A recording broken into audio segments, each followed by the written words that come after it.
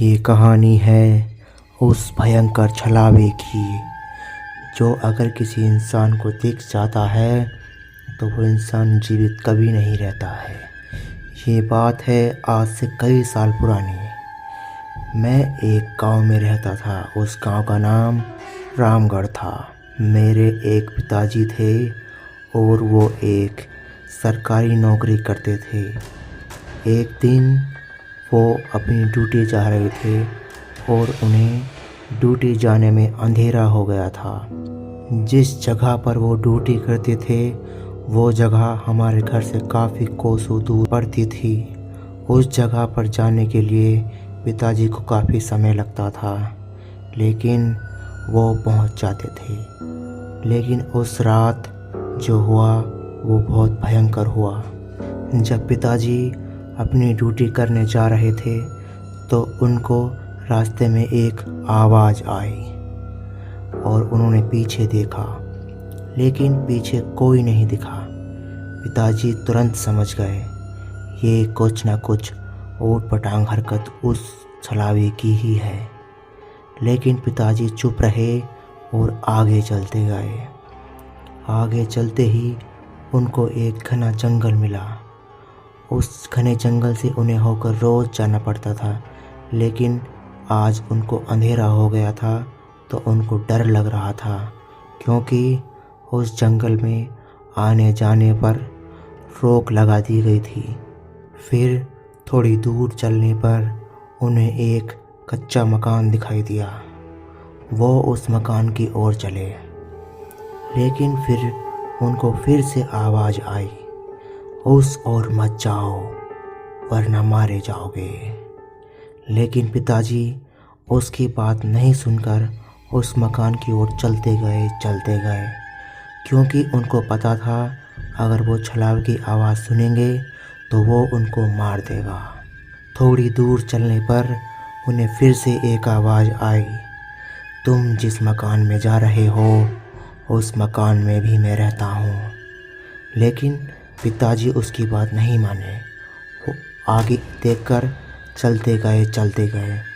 उन्होंने अपने कानों पर हाथ रख लिए ताकि उस ढूंढ की उन्हें आवाज़ ना आए, और वो सीधे चलते गए। चलते चलते वो 1 किलोमीटर दूर निकल गए और घर नज़दीक ही था। लेकिन फिर उस छलावे की आवाज़ आई, अरे मूर्ख, उस घर में कहाँ जाता है? तू क्या सोचता है वहाँ जाने से बच जाएगा? लेकिन पिताजी उस छलावे की बात नहीं माने और सीधे चलते गए। और कुछ देर बाद वो उस घर के नज़दीक पहुँच गए। उन्होंने देखा उस घर के अंदर एक साधु संत रहता था। वो उसके पास जाकर बैठ गए और फिर ढूंढ की आवाज़ आनी उन्हें बंद हो गई।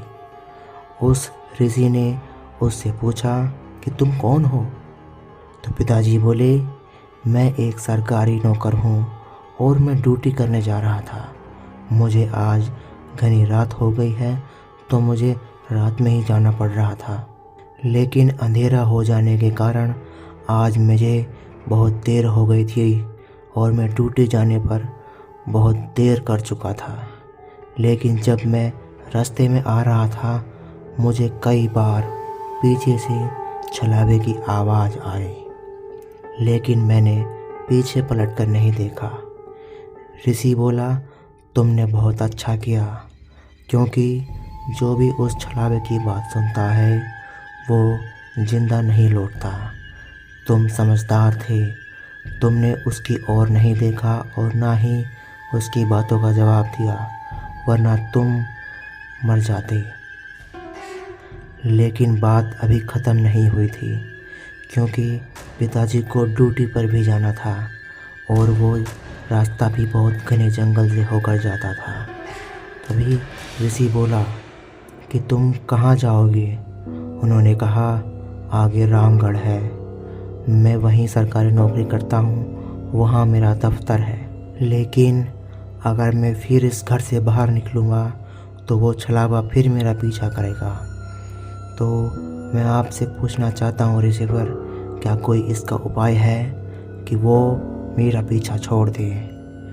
ऋषि ने कहा, बेटा उपाय तो है लेकिन बहुत कठिन है, तुम उसे नहीं कर पाओगे।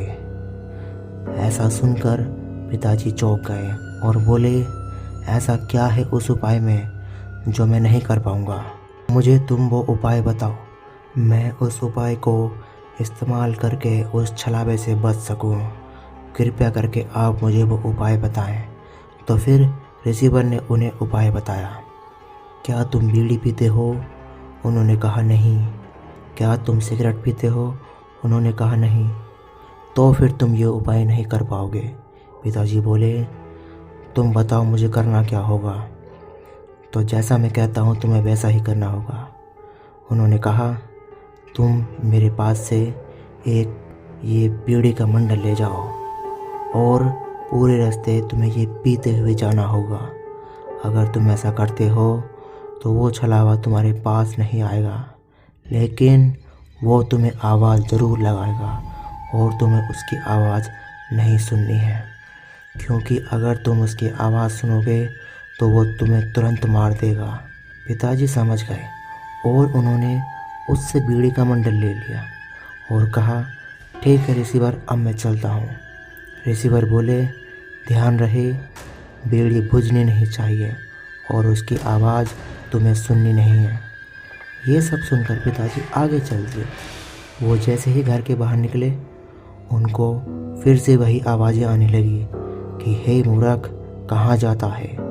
तुझे क्या लगता है तो इस रिसीवर से पूछकर बच जाएगा? ऐसा नहीं हो सकता, क्योंकि आज तक मेरे हाथों कोई नहीं बच पाया है। लेकिन पिताजी सुनते हुए आगे चलते गए और बीड़ी पीते गए। ऐसा करते करते उन्होंने आधा जंगल पार कर दिया, लेकिन छलावे ने उनका पीछा नहीं छोड़ा। एक के बाद एक वो बीड़ी पीते गए और उनका मंडल कुछ ही देर में खाली होने वाला था, लेकिन छलावा पीछे ही आ रहा था। और कुछ देर बाद उनके मंडल में सिर्फ एक ही बीड़ी बची थी और छलावा उनके पीछे चल रहा था। हर बार वो छलावा मेरे पिताजी को आवाज़ लगाता, लेकिन पिताजी उसकी बात को इग्नोर कर देते, क्योंकि उन्हें पता था कि अगर मैं इसकी आवाज़ सुनूंगा तो ये मुझे मार देगा। जंगल ख़त्म ही होने वाला था कि उनकी आखिरी बीड़ी भी जल गई। उन्होंने उस बीड़ी को बहुत ही धीरे धीरे पीना स्टार्ट किया, ताकि जंगल ख़त्म होने से पहले वो उस जंगल से बाहर निकल सके। और कुछ देर बाद वो उस जंगल से निकल गए।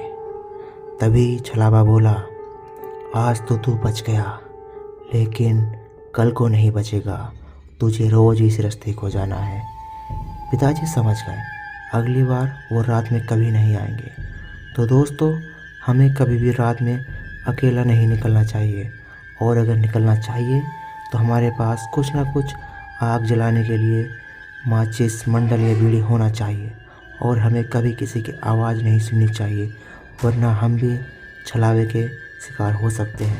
अगर कहानी अच्छी लगी हो तो वीडियो को लाइक करें, और ऐसी ही नई कहानी सुनने के लिए हमारे चैनल को सब्सक्राइब जरूर कर दें। मिलते हैं अगली वीडियो में।